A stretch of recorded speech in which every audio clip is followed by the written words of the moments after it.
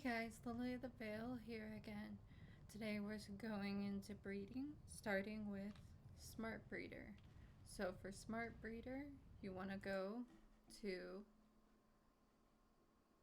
type in ARC Smart Breeder GitHub into Google.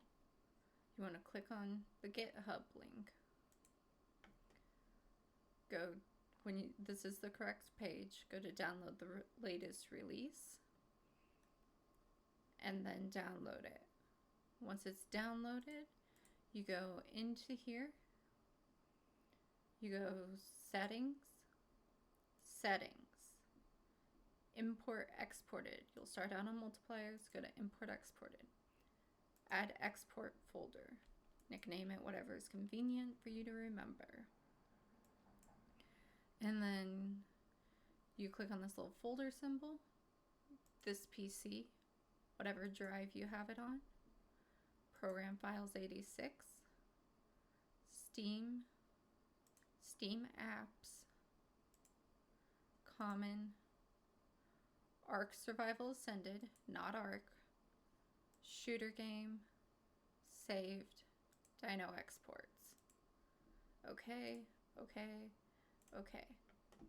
If you're having trouble seeing it, that's because you have to go into the game, go up to a dino you've tamed,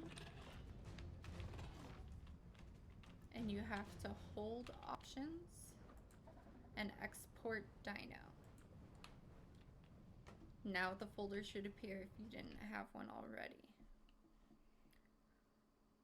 So once you get back to ARC Smart Breeder, click last export, and here it's showing how many points the Giga has. This one having only 4 points in health. Or you can go to import exported data. You can either import one at a time by copying values to extractor, or you can do a bulk import.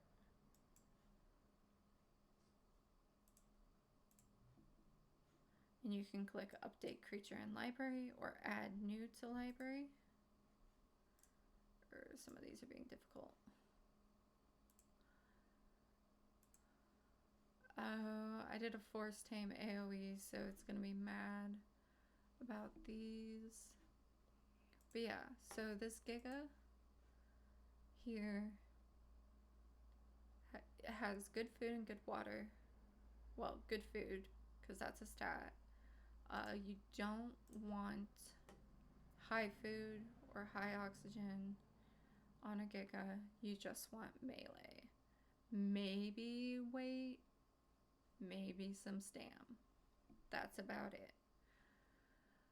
Each dino's gonna have its own things it's better at. So once it's in the library, it'll tell you, right now all that it'll tell you is what its wild levels are versus what's been leveled.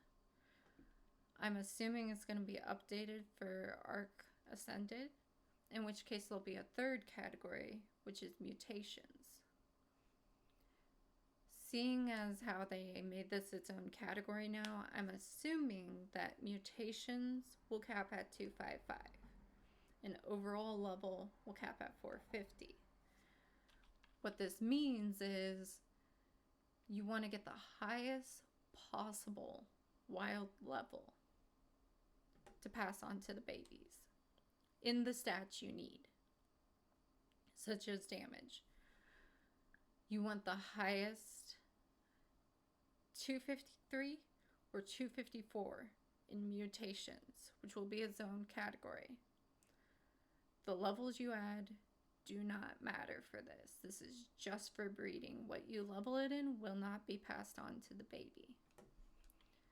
The nice thing about this is it'll keep track of all your dinos, and so you'll be able to go back, see what colors you have, see which one has the best HP, the best damage, and you can decide who to breed from there. Stats matter, levels don't matter as much. Levels are just how you get your so you want to tame high levels and low levels because there's a chance that you'll get a high level or low level stat. You don't want to worry about the middle levels because it just doesn't matter at the end of the day. It's not going to help you with combining stats for breeding.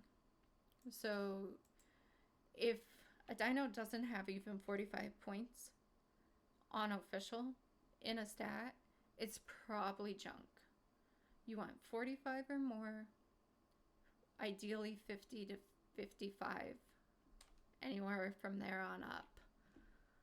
So like, say on here we would want, instead of 2 damage, we want 50 damage, maybe 55, maybe 57, if we can find it. Then, when you're breeding, you're going to get mutations. When you get a baby, always check for mutations. You want to keep track of how many mutations you have because it does matter. This one has wild ancestors, so no mutations. Let me find the baby real quick. Here's a baby. Babies will show you how many mutations they got from both parents. If it's 0, 0, you can still mutate. That is awesome. It will not go up. If it is 1/20 and 2/20, you can still mutate, but you're going to hit that cap sooner because that's going to stack onto the baby. The cap being 20 before the parent is no longer able to mutate. That said, once this one has like 10 and this one has 12, this dino itself will not produce offspring with mutations. So you take the one with the 24 some total mutations and you breed it to this 0, 0. The dad's good stat, which might be 57, will mutate as long as the mom's stats are, the mom's mutations are under 20. This is why people breed 0, 0s. And once you, so you breed this one and it would mutate the dad's stat, and you breed that again, and you breed that again. Eventually, you might reach negatives. This is when you've had way too many mutations for it to keep track of. Negative mutations work like any mutations under 20. It will be able to mutate again. However, it can go back into the positives just as easily as it went into the negative. That's weird. Oh, they're trying to bite me. Okay. So when you go into Smart Breeder and you're trying to breed, things to remember are you want your all stat females, which are going to be, for example, with this Giga, would just be damage, maybe weight, maybe stam. Everything else you want on those females to be at 0. You want them to have 0 mutations. Then for the male, you're going to take the highest wild damage stat and eventually the highest wild mutation damage stat and breed it with your 0, 0 females. It's good to have about 100 females for 100 0, 0 females for each species, as there are cloners, but because you might not have one, you'll want to just keep a 0, 0 male and keep breeding with him to get more 0, 0 females. You want to combine stats so that eventually it all looks nice and pretty. And once you have gone through and you're at 254, 253, stop breeding, because once you hit that, on a single stat and a baby is born with 255 or more mutations in a single stat, they will not be able to be given levels manually.